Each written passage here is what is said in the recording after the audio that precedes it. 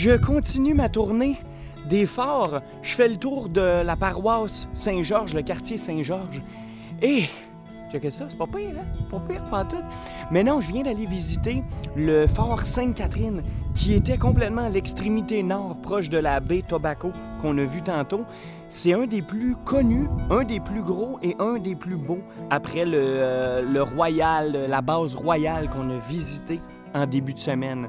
C'est sur le bord de l'eau, t'as les briques, t'as la plage en plus. C'est quand même pas pire. Et là, ben, c'en est un autre, c'est la batterie Alexandria ici. C'est pas super gros, mais avait quand même quelques canons. Je continue l'exploration.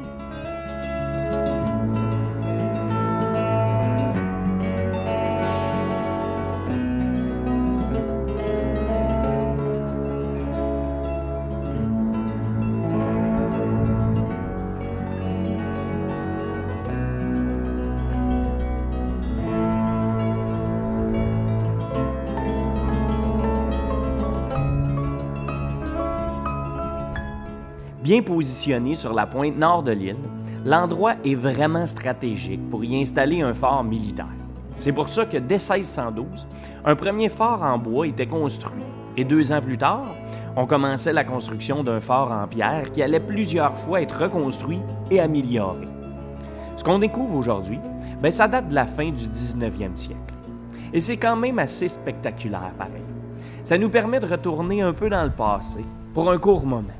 Et s'imaginer la garnison militaire faire des tours de garde, toujours prêt à défendre l'entrée de l'île aux bateaux ennemis. Ouais, c'est très cool.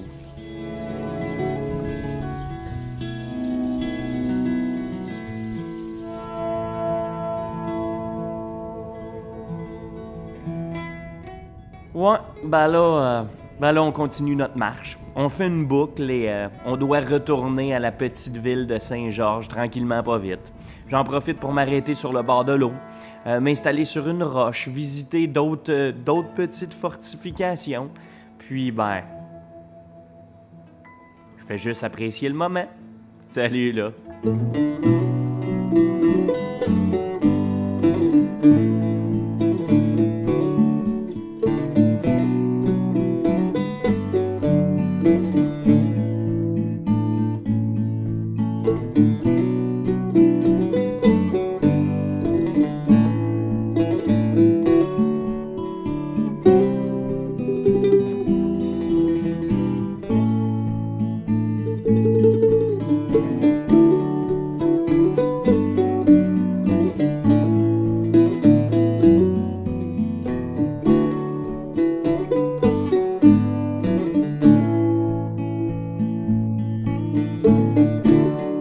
Ben, j'espère que vous avez aimé cette petite aventure. C'est pas terminé, il nous en reste encore à visiter aux Bermudes, donc je vous invite à liker, à partager, puis continuez à me suivre.